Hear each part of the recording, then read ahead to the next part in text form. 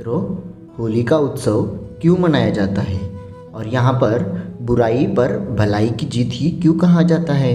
इसके पीछे का महात्म्य, ये पूजन विधि कैसा होता है, विधान क्या है इसका, इसके पीछे का धार्मिक रहस्य क्या है, आज के इस वीडियो में हम देखने वाले हैं। मित्रों, अगर आप भी ऐसे ही सभी सवालों के जवाब जानना चाहते हो तो आज के इस वीडियो को बिल्कुल भी स्किप मत कीजिएगा और पूरा देखिएगा।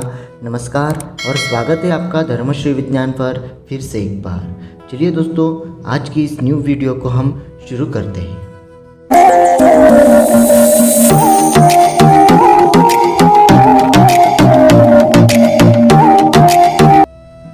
मित्रों, इसका महात्म्य क्या है?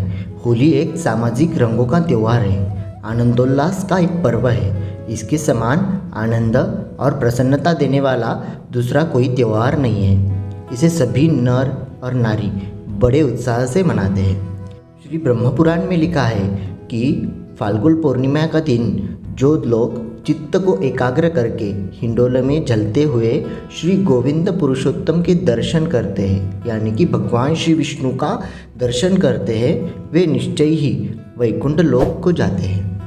इस त्यौहार का संबंध भगवान प्रहलाद से जुड़ा हुआ है। भगवान प्रहलाद यानी हिरण्यकश्यपु का लड़का। वैदिक काल में होली के पर्व को नवोन्निष्ट यज्ञ कहा जाता था। खेत से अधप के अन्न को यज्ञ में हवन करके प्रसाद लेने का विधान समाज में था। उस अन्न को होला कहा जाता है।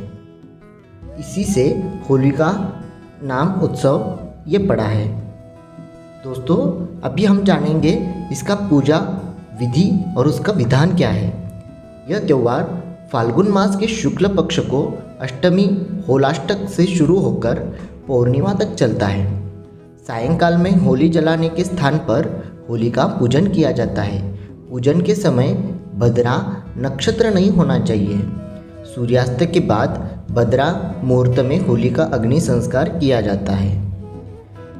वहाँ पर साहित्य जो लगता है, गंध, पुष्प, धूप, नैवेद्य, दक्षिणा और फलों में नाम मंत्र से होली का विधिवत पूजन किया जाता है। जलती होली में गेहूँ, चने और जौ की भूनने को भी विधान है। कुछ श्रद्धालु होली की अग्नि में घर में बनाई गई होली को जलाते हैं और कुछ होली की भस्म भी घर ले जाते हैं। यह शास्त्रीय विधान है। दोस्तों, इसका पौराणिक संदर्भ क्या है, इसके पीछे रहस्य क्या है, हम देखेंगे। नारद पुराण के अनुसार आदि काल में हिरण्यकश्यप नामक एक राक्षस हुआ था। मतलब एक बहुत बड़ा राजा था। दैत्यराज खुद को ईश्वर से बड़ा समझता था। वह चाहता था कि लोग केवल उसकी पूजा करें, किसी और की नहीं। लेकिन उसका खुद का पुत्र प्रहलाद परम विष्णु भक्त निकला। भक्ति उसे उसकी माँ से विरासत के रूप में मिली थी। हिरण्यकश्यप के लिए यह बड़ी चिंता की बात थी कि उसका स्वयं का पुत्र विष्णु भक्त कैसे हो गया और वह कैसे उसे भक्ति मार्ग से हटाए। इसके लिए वह बहुत प्रयास करता था। हिरण्यकश्यप ने अपने पुत्र को विष्णु भक्ति को छोड़ने के लिए कहा, परंतु अथक प्रयास उसने किया। उसके बाद भी वह सफल नहीं हो सका। कई बार समझाने के बाद जब भी प्रहलाद नहीं माना तो हिरण्यकश्यप ने अपने ही बेटे को जान से मारने का विचार किया। कई कोशिशों के बाद वह प्रहलाद को जान से मारने में नाकाम रहा। बार बार कोशिश करने के बाद भी हिरण्यकश्यप के हाथ में आखिर कुछ ही नहीं मिल रहा था, क्योंकि वह अपने बेटे को मार ही नहीं पा रहा था। इसीलिए वह बहुत गुस्सैला हो गया।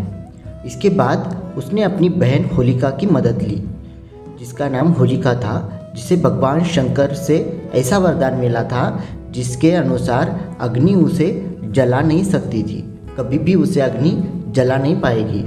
पर वहाँ पर ऐसा तय हुआ था कि अगर वह अग्नि का किसी के साथ दुरुपयोग करे तो वह खुद अग्नि इसे जला देगी। और इस सभा में ऐसे तय हुआ कि भगवान प्रहलाद और होलिका दोनों एक साथ अग्नि में बैठे जाएंगे और वहाँ पर बैठाकर अग्नि में भगवान प्रहलाद को स्वाहा कर दिया जाएगा। होलिका तो खुद खुश थी कि मुझे अग्नि कुछ नहीं कर सकेगा, पर होलिका अपने वरदान के साथ भगवान प्रहलाद को गोद में लेकर चिता पर बैठ गई। लेकिन श्री विष्णु जी के चमत्कार से होलिका जल गई और भगवान प्रहलाद उनकी जान बच गई। ऐसा इसीलिए हुआ कि होलिका ने अपने भगवान शंकर का दिया हुआ वरदान का गलत उपयोग किया, इसीलिए होलिका खुद अग्नि में भस्म हो गई और भगवान प्रहलाद विष्णु के चमत्कार से, विष्णु के ऊपर उनकी जो श्रद्धा थी और उनके ऊपर जो विश्वास था वो अटल था, इसीलिए भगवान प्रहलाद बच गए।